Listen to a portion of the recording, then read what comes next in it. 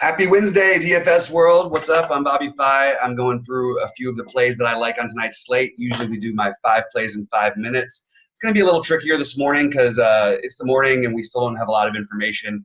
So I'm just going to tell you some key plays that I keep your eyes open for. We have no Anthony Davis in LA, which could keep that game closer with Golden State. People are going to all flock to LeBron. I think it's going to leave someone like I think you're going to see like Westbrook and Harden lower owned than they normally would be here. I think especially Harden. So I think that just like that, because people are going to flock to LeBron with no Davis, I just wanted to point that out that I think Harden makes for a terrific GPP play. We have been projected at almost no ownership right now. I'm sure that'll change as the value opens up throughout the day. But even still, I see people more siding towards spending up on Cat or LeBron than Harden. So I do want to mention Harden and Westbrook, who I like, both like very much for GPPs. And obviously a good game environment with the Clippers, assuming that Paul George is back in that game. I don't know if I want to run it back, but definitely like both those guys, so I wanted to highlight that. I also wanted to mention the pricing on two teams that I think is worth noting. Memphis being one it's the Memphis game, I'm sorry. It's Memphis and Charlotte.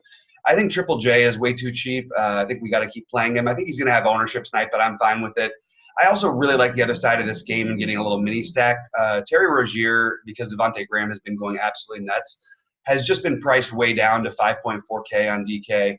I think this is a spot where we go to him. We go to Bridges at 4.9. We can get a little stack there. I don't even mind Zeller in that game. Not crazy on the Memphis side because they've been spreading out the minutes, but I do think Triple J is the play. Don't mind if you want to throw John Morant in there for a full game stack, but I don't think I'd go much further.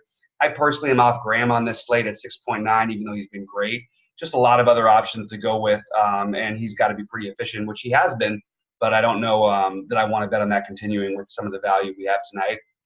Speaking of which, we're going to go back to San Antonio for this extreme value that we've been getting. I understand that these guys have hurt and helped us at different times. We've seen the good and the bad of LMA even recently. He's 6,600 in an awesome matchup against a Minnesota team that plays fast and doesn't play well defensively. I really like the price in LMA at 6.6. I really like the price on DeRozan at 7. I don't know that I want to play both of them together without running at least Cat back, but I don't mind doing that with Cat running back or playing maybe DeJounte Murray and LaMarcus Aldridge. All of those guys are just really, really cheap, and I really, really like the Spurs side of this. I've been trying to attack Minnesota all year. They play fast. They don't play defense. So it's another spot I wanted to highlight. Kyle Kuzma is going to be really popular, probably for good reason. He's so cheap, 4,100 with no Davis out. I didn't mention him earlier, but just wanted to throw that out there. There's a lot of other guys in that sort of ish range that could end up outperforming him. Rui Hachimura, only at 4,700, could definitely 40+ upside.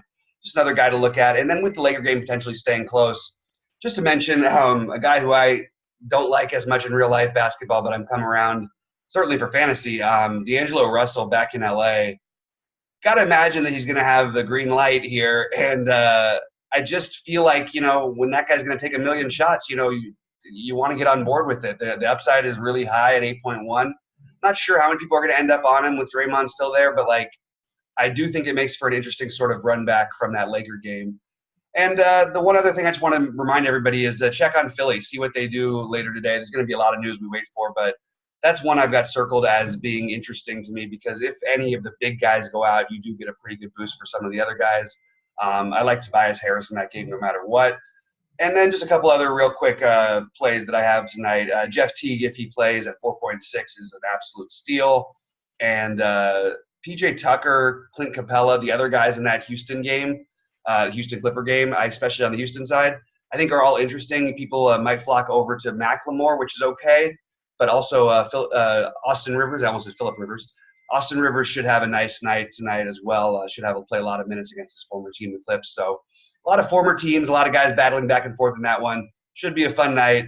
Anyway, these are my early day thoughts. Hopefully you guys are enjoying the videos. We'll do a little bit more later. I'll be streaming on Twitch, and I will be going through some late breaking news and then some of my specific lineups. So thanks so much, guys, for tuning in. We will catch you later.